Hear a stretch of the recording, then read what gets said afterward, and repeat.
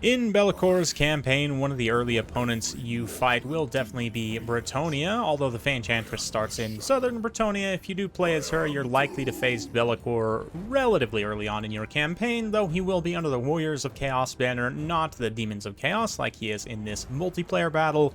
Today I'm taking Belakor's Demons against the Enchantress. I've got Belakor here, a couple of Screamers for that anti-large armor piercing, air, defense, some blue horrors, 3 blue horrors, with the Festering Stooges making up kind of a short-range missile line.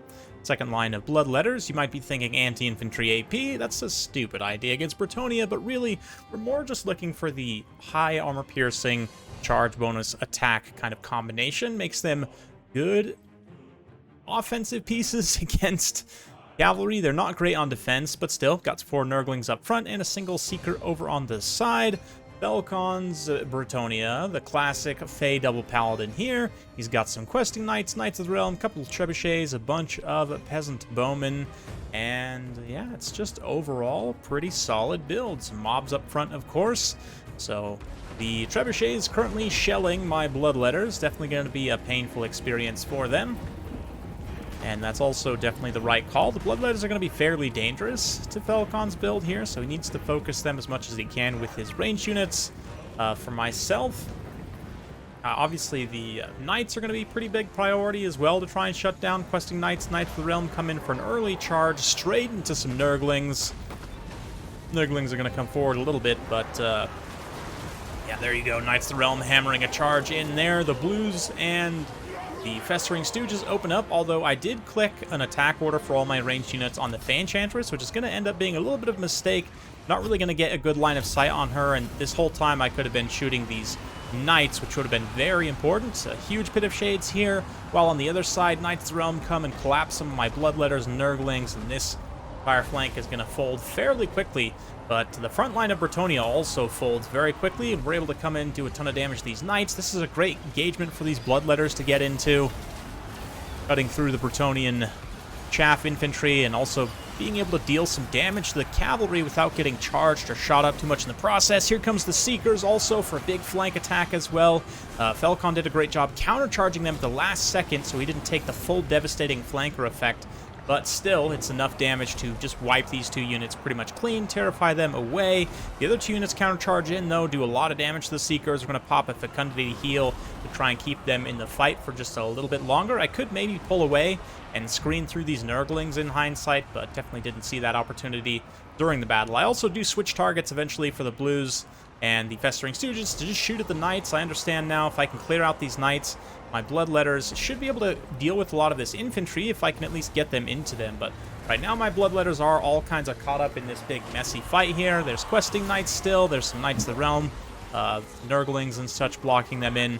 And Belakor, of course, just been locked in combat against the Paladins and the Fey the entire time. If he can get any of them singled out, he'll do a great job, but fighting 3v1 is not going to be great. Without infantry support, currently the Bloodletters are hanging around, but they're going to eat another charge here as the Festering Stooges unleash a withering volley into those questing Knights, followed up by some nice blue shots there as well. Nurglings taking a lot of damage and actually just crumbling away, but at least allowing those last few shots to land on the questing Knights. Pretty much used up all of my ammunition here. These Blues still have a tiny bit. They are in danger of those Knights of the Realm, though. Taking a kind of wide look at the battlefield here. Last of my Seekers go down out here. And a nice, not Awakening of the Wood, Dwellers below, being kind of contrasted with the Tzeentch army ability Bombardment charged up by Belakor there in the background. That is one thing about Demons of Chaos. The randomized army abilities can be very strong.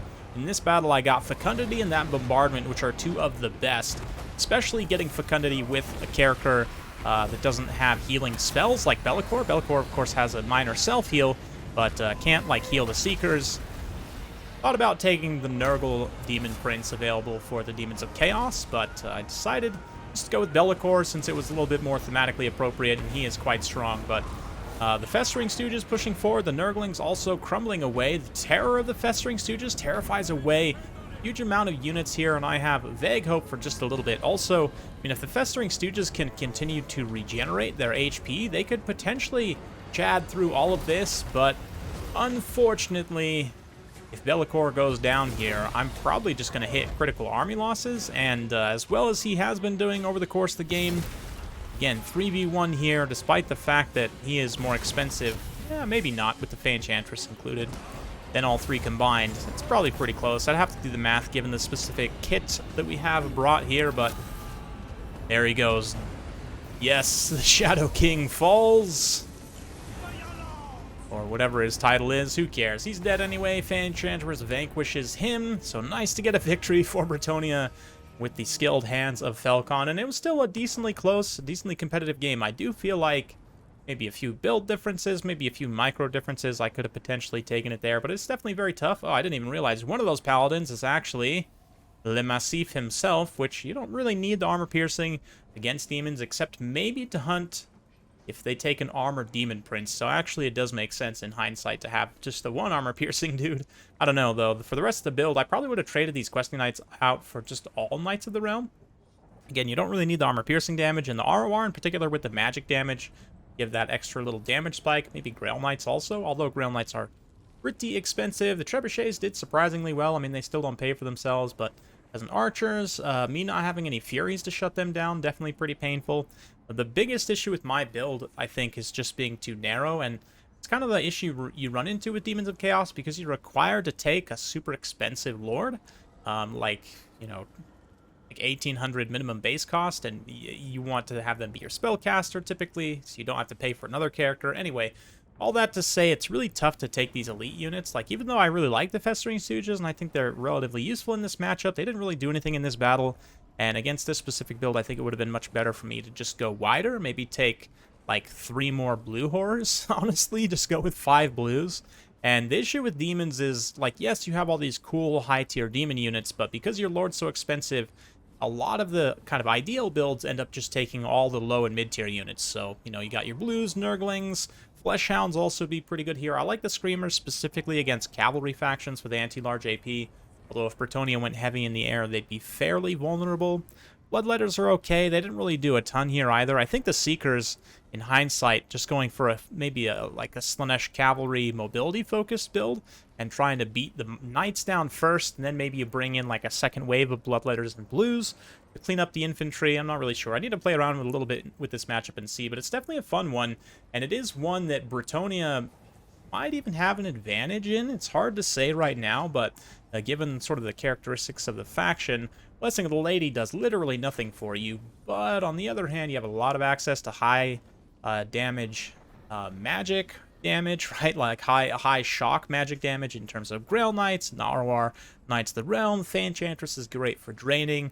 Anyway, it's a fun one for sure. Hopefully you guys enjoyed this. If you like this sort of content, be sure to like, subscribe, hit that bell notification button.